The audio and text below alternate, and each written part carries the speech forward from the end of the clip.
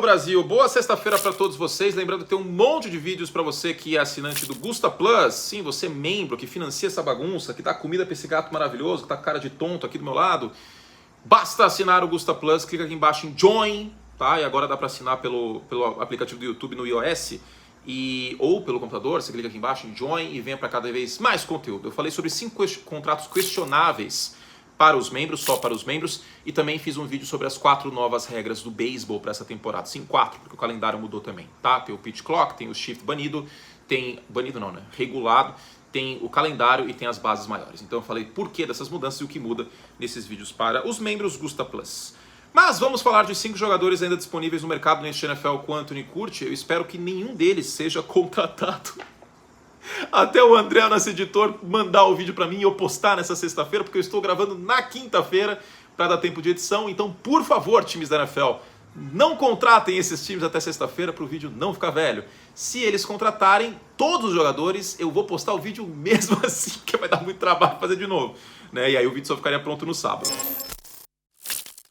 Vamos lá então, 5 jogadores aqui. Interessante que eu fui pouco criativo, né? Coloquei 4 edge rushers, mas assim, gente, é o que tem pra hoje, tá? Porque basicamente as outras posições, cornerback já contrataram quem deveria, offensive tackle, quarterback, se vocês quiserem que eu coloque o Matt Ryan e o Carson Wentz aqui, eu coloco.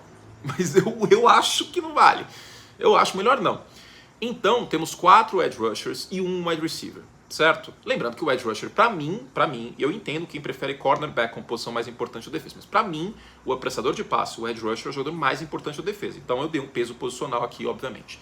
Bud Dupree é um jogador com 29 anos, que não consegue ficar saudável, perdeu alguns jogos nos anos anteriores em Tennessee, somou 7 sacks nas últimas 2 temporadas, mas um contrato baratinho, considerando que ainda possa ter pelo menos uma temporada para queimar.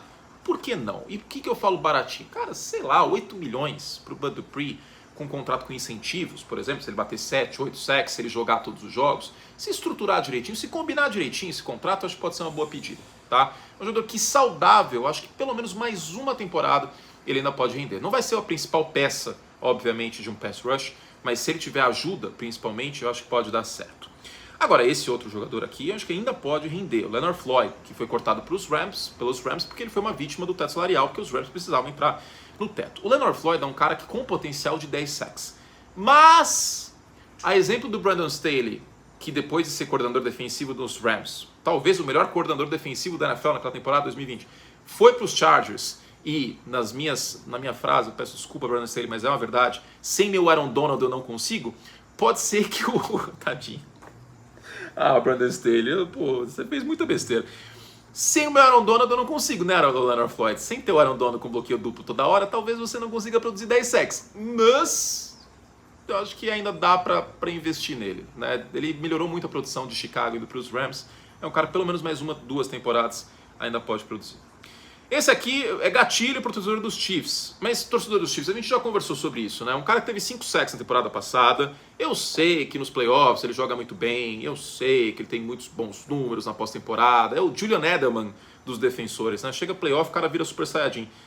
Mas precisava economizar esses 20 milhões, né? Então, enfim, era uma carência, era uma necessidade. Era uma carência ou corte, né? E o Frank Clark agora é free agent. Para um time já estruturado, eu acho que é uma boa pedida, tá? Principalmente se for um time favorito que possa contar com a ajuda do Frank Clark para a pós-temporada, até pelo histórico dele, né? Não vai desaprender a jogar em janeiro. Ele deve ser alguém que gosta muito de ano novo, talvez. Eu não gosto muito de janeiro, eu acho esquisito. Se você faz aniversário em janeiro, eu peço desculpas a você. Mas enfim, ou se você é do Rio de Janeiro, um lugar maravilhoso, inclusive, que faz tempo que eu não vou. Quanto tempo faz que eu não vou no Rio? Tem uns 4 anos, acho. Espero voltar em breve. Voltando, Frank Clark, eu acho que é uma peça que também, dependendo do valor, é uma boa. Por que ele não foi contratado ainda? É o valor. Porque eu imagino, e é uma conjectura minha, que ele esteja pedindo bastante dinheiro, porque a última impressão é que fica. E a última impressão foi ele jogando muito nos playoffs. Mas, de qualquer forma, eu acho que dependendo do time, é uma boa aposta. Outro, que é esse aqui, eu já tenho me acessado. Eu nunca fui tão fã dele assim. Sempre figurou em listas de melhores top 10 free agents e tal. Mas, gente, o Yannick Ngakoue já jogou em quantos mil times? Sério. Quantos times o Yannick Ngakoue já jogou? Eu não sei todos os times que ele já jogou. Eu vou tentar chutar de cabeça, o que é errado, né? Porque eu trabalho com isso, eu deveria saber de cor. Vamos lá, eu vou tentar acertar. Putz, eu não deveria fazer isso. Jaguars, Colts, Raiders. Tem mais, será? Agora quem tá assistindo tá soprando, tipo quem assiste o Passo Repassa. Dá Passo Repassa? Bom, eu acertei 3, com certeza acertei 3. Ravens. Tá, faltou Ravens em 2020, que eu não lembrava, eles tinham sido trocados por Cruzeiro. E Vikings em 2020, que eu totalmente não lembrava. Mas os dois últimos eu acertei, Raiders e Colts. Ok. Vamos ver as estatísticas dele aqui no último ano. 9 sacks e meio. O jogador aqui tem capacidade de produzir 8, 9 sacks. Quantos ele tem? Eu esqueci de ver isso. Quem sabe faz ao vivo, hein, galera?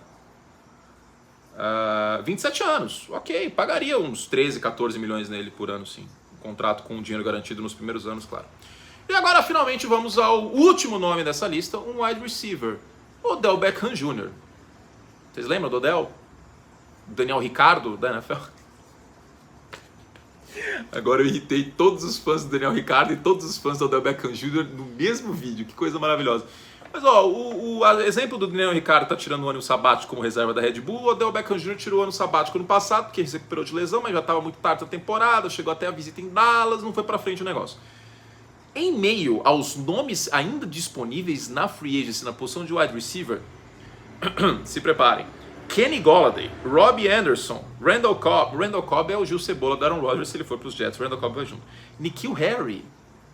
Uma das coisas mais fantásticas era quando o torcedor dos Patriots defendia que o N'Keal Harry bloqueava bem. Se alguém falasse mal do N'Keal Harry, não, mas ele é grande, ele bloqueia bem. Que é o equivalente a você olhar para um nadador na Olimpíada e falar assim, mas ele mergulha bem na piscina. Pô, gente. Não, pelo amor de Deus. Ainda bem que eu não vou com os Bears. Mas o Odell aqui disparado é o melhor nome. Agora, resta saber, quanto dinheiro ele quer. 2, já tem menos times possíveis para ele. Os Patriots contrataram o Juju. Acho difícil que os Patriots contratem o Juju e o Odell. E os Cowboys já trocaram pelo Brandon Cooks. Acho bem difícil que contratem o Odell e era um alvo possível o Odell nos Cowboys.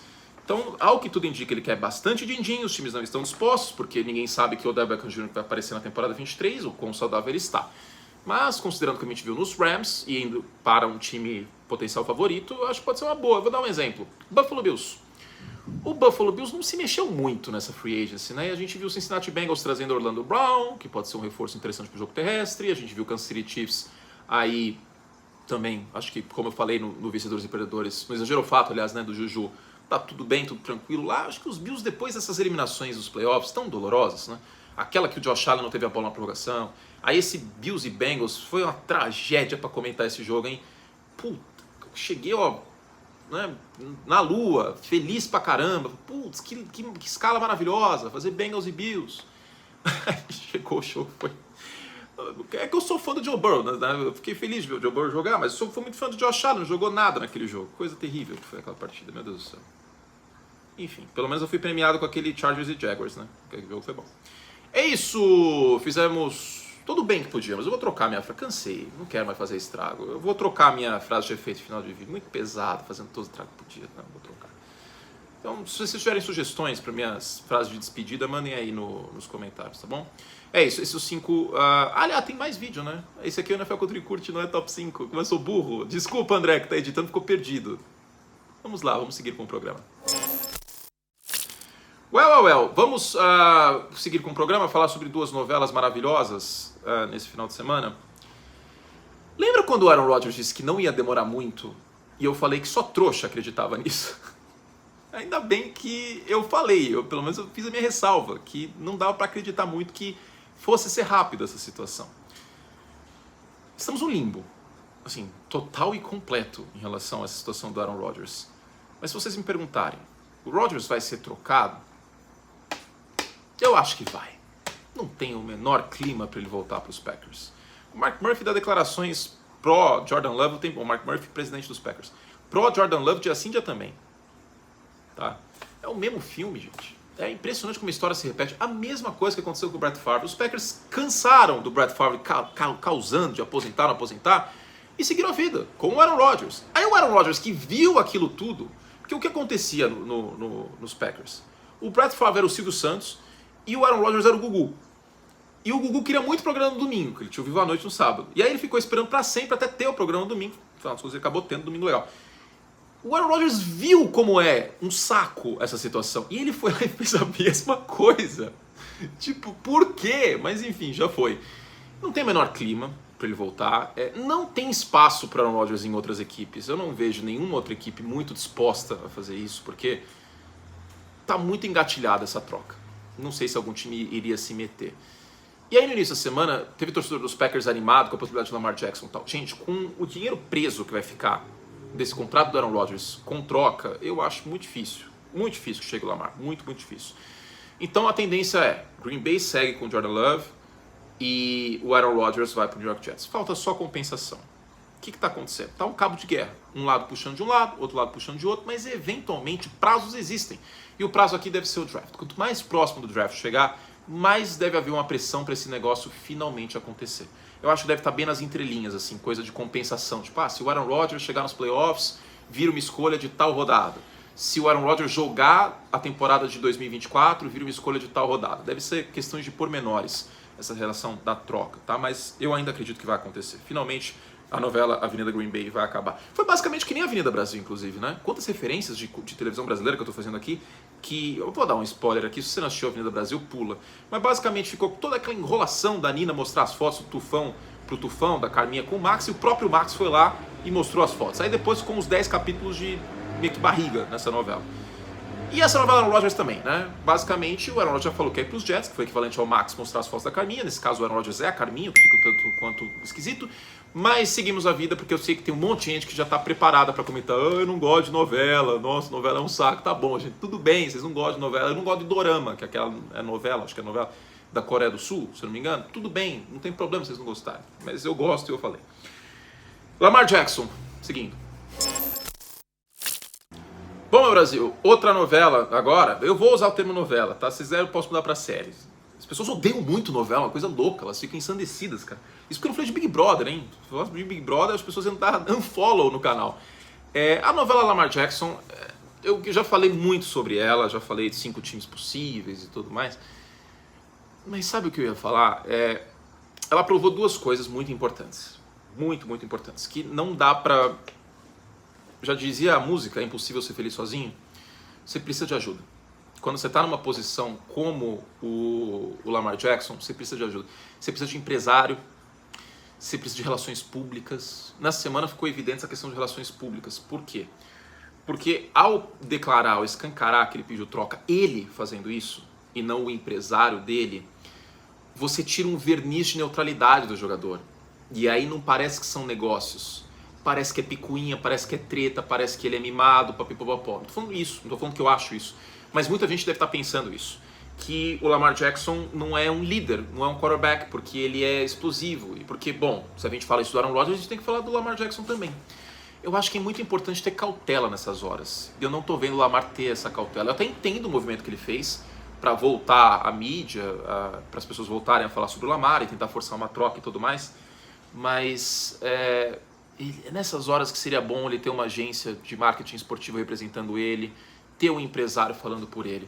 Porque esses terceiros, eles servem justamente como terceiros, eles fazem um verniz sobre o jogador, um proxy. E aí não parece que é tão pessoal.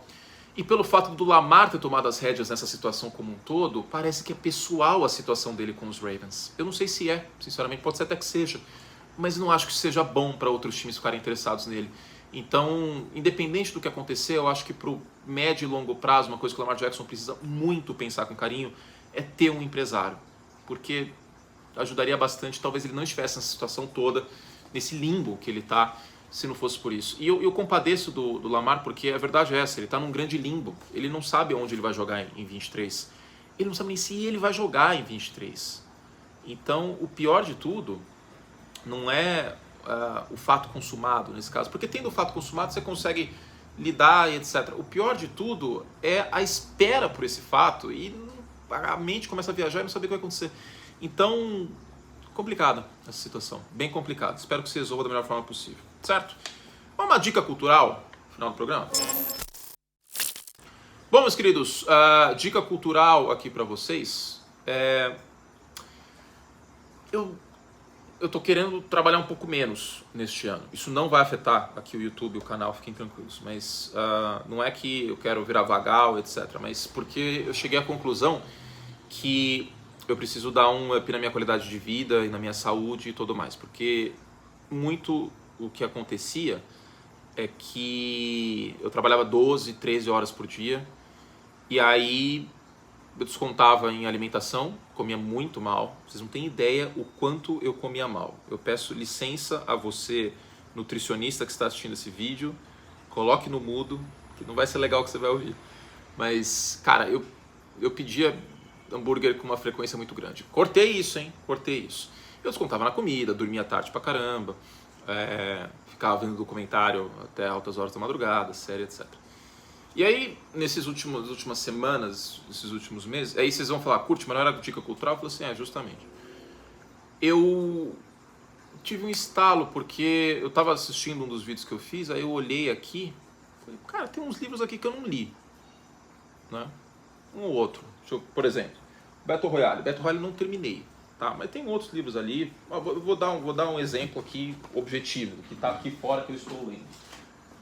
Era das Revoluções, do Hobsbawm. Eu adoro história, adorava história na escola. Eu sempre fui um bom aluno de história. E aí eu comecei a perceber como a gente está vivendo numa época, numa era, que a gente é muito bombardeado por luz o tempo inteiro. Que é uma coisa que o nosso corpo não foi adequado para isso, né? Porque se é para pensar, olha quantos mil anos o ser humano viveu sem luz artificial. E aí do século XIX até agora, de repente, o nosso ciclo circadiano ele mudou totalmente. Tipo, o pôr do sol não começou mais a significar hora de nanar.